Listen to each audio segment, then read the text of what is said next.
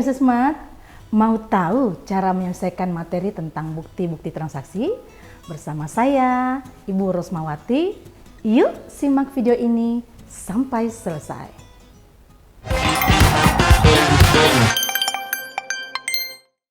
Gen Smart, pada pertemuan sebelumnya kita sudah membahas tentang bukti-bukti transaksi internal perusahaan. Selanjutnya di video kali ini, kita akan mengulas tentang bukti-bukti transaksi eksternal perusahaan. Tujuan pembelajarannya adalah siswa diharapkan dapat mengidentifikasikan bukti-bukti transaksi eksternal perusahaan dan fungsinya dalam kegiatan transaksi perusahaan dengan teliti, benar, jujur, dan bertanggung jawab. Bukti transaksi eksternal yaitu bukti dari transaksi yang terjadi dengan melibatkan pihak-pihak di luar perusahaan. Bukti transaksi eksternal juga bisa bermakna sebagai bukti pencatatan atas kegiatan yang terjadi pada perusahaan yang berhubungan dengan pihak luar dari perusahaan tersebut.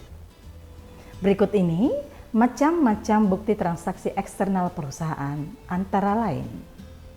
Yang pertama, kwitansi. Kwitansi adalah tanda bukti pembayaran yang dibuat dan ditandatangani oleh pihak penerima uang. Pada jumlah tertentu, kwitansi harus dilampiri materai sesuai dengan peraturan yang berlaku. Contoh bukti transaksi yang kedua adalah nota kontan. Pada transaksi jual beli, nota kontan menunjukkan bahwa harga barang yang dibeli telah dibayar lunas dan ditandatangani oleh pemilik toko. Yang ketiga adalah faktur. Faktur adalah pernyataan tertulis yang berasal dari penjual tentang barang yang dijual, berapa jumlahnya, kualitas, dan harga. Kemudian faktur ini nantinya akan menjadi pegangan untuk pembeli dalam memeriksa ulang pembelian. Faktur yang penjual pegang bernama faktur penjualan, sedangkan faktur yang pembeli pegang bernama faktur pembelian. Sedangkan nota kredit adalah surat pengembalian barang dagangan atas penurunan harga karena terjadinya kerusakan atau ketidaksesuaian kualitas barang yang dikirim dengan yang dipesan.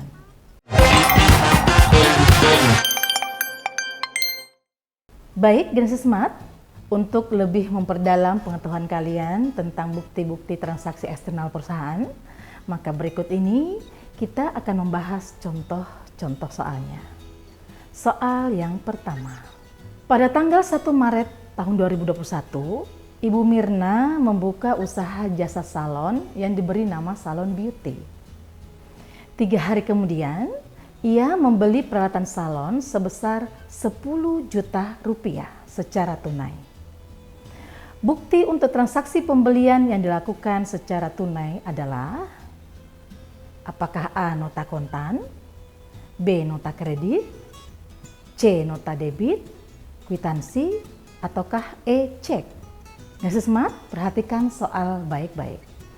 Dalam soal diketahui bahwa Ibu Mirna membeli peralatan salon sebesar 10 juta rupiah secara tunai. Dalam soal diketahui bahwa Ibu Mirna membeli peralatan salon sebesar 10 juta rupiah secara tunai. Maka untuk transaksi pembelian yang dilakukan secara tunai, Ibu Mirna akan menerima nota kontan dari penjual.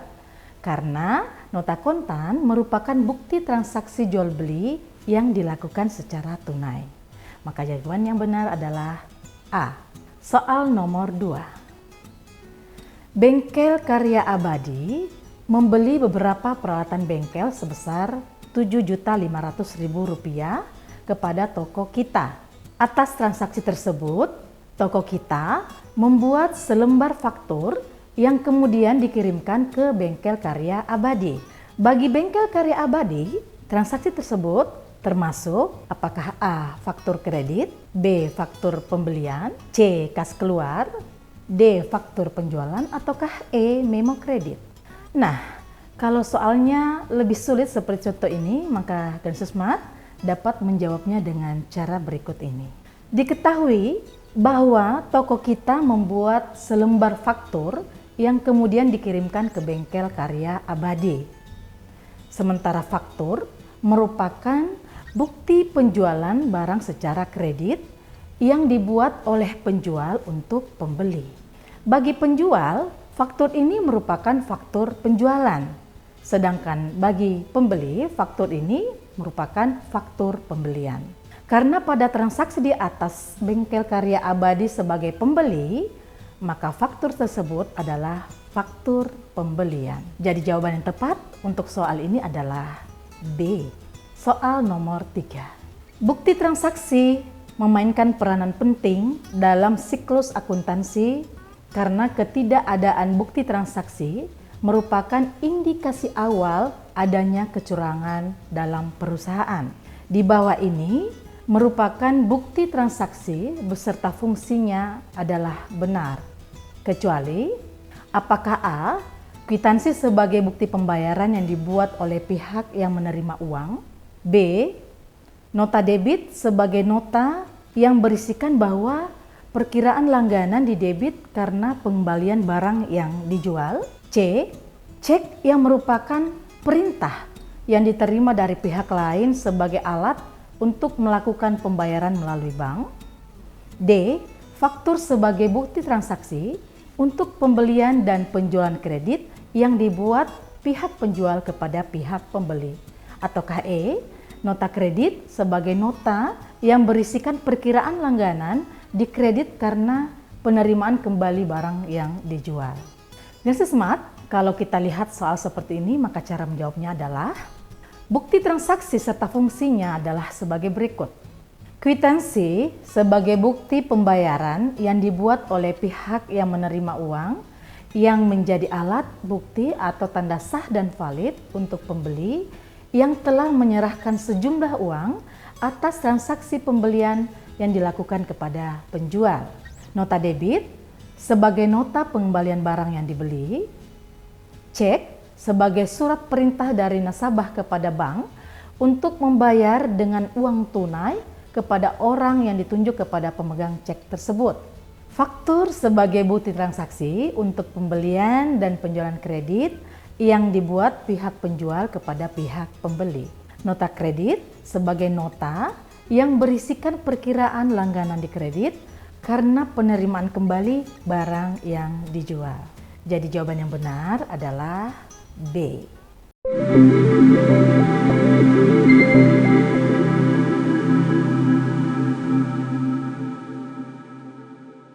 Generasi Smart, demikian video kali ini. Semoga membantu ya Generasi Smart. Sampai ketemu pada pembahasan soal selanjutnya. Salam Smart School. Generasi Smart berkarakter cerdas.